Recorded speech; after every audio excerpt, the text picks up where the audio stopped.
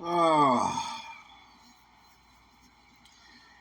like I really want to say this is Lin Shay like creeping through the further, what they call it, the further, trying to find her way out of this fucking franchise, but they just keep throwing check after check after check, and they probably pay her handsomely for this franchise, man. But no, I'm not going to say that because I do, regardless of how I feel about these movies, these kind of movies, anything in this universe or whatever.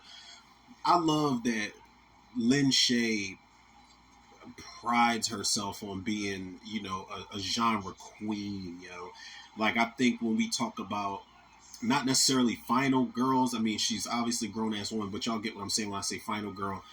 But not necessarily final girl, but I just think just a overall staple in the genre. Lin Shay's been around forever, man. Like it's Bob Shay's sister, I think. Bob Shay who runs New Line. Um, I remember seeing her. I want to say I don't remember which came out first, but I know she was in Nightmare on Elm Street. The first one, she's the teacher, teaching the class where the guy, that creepy motherfucker's reading reading that poem, and Nancy, that poem is so fucking boring and weird that Nancy just falls asleep. Glenn Shay's the teacher, and that was like '84 when Nightmare on Elm Street came out. But I want now. Correct me if I'm wrong, but I want to say I remember her being in Critters. I really think she was in Critters. She was either like 911 dispatch or she worked at a diner. I really want to say she was one of those townspeople in that movie. But Lin Shay, man, she is a horror icon. She is a scream queen, whatever you want to call her. She is that. But this, like, come on, man, didn't she die? And all right, I know Insidious. There was introduction of Darth Maul. I don't remember if it was Insidious 2 or 1 where the young boy was getting his jig on in the living room when the chick, wasn't it Rose Byrne or whatever, she was looking through the window while she was outside. She saw that little boy like doing the twist or some shit and he just disappeared. I don't remember if that was 1 or 2. I remember there was one of them where, Rose Byrne turned around and the woman screamed, "Don't you dare," and just bitch slapped her through the living room table.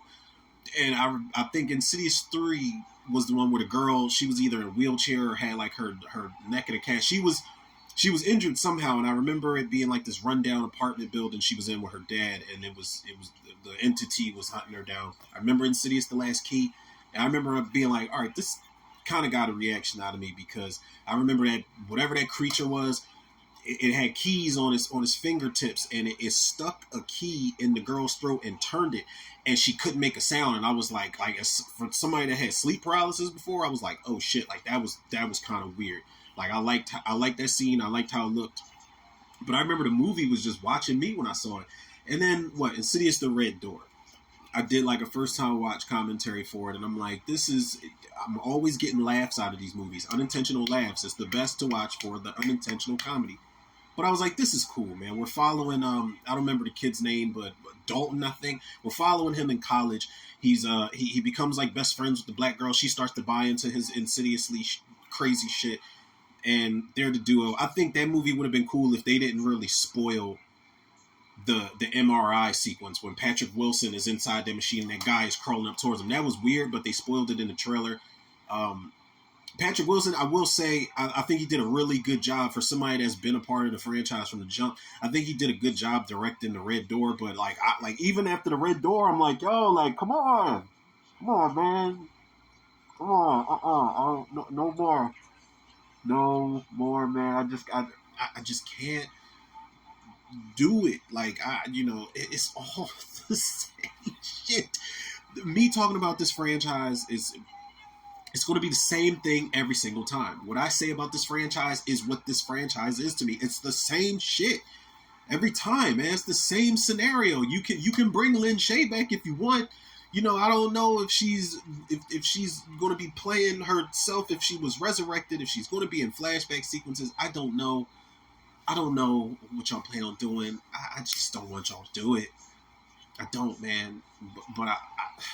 Like I always say, regardless of how I feel about these movies, man, I do love that there is a fan base for these movies, man. The fan base is huge. There's people that flock to the theaters to see these movies, to have the shit scared out of them. I'm just not one of those people. I don't think these movies are scary. I don't think these movies are really all that interesting. They have a moment or two each, and the cinematography is great and everything, but it's just not enough for me to just keep watching the same movie over and over again. I don't even know who Amelia Eve is. You know, like,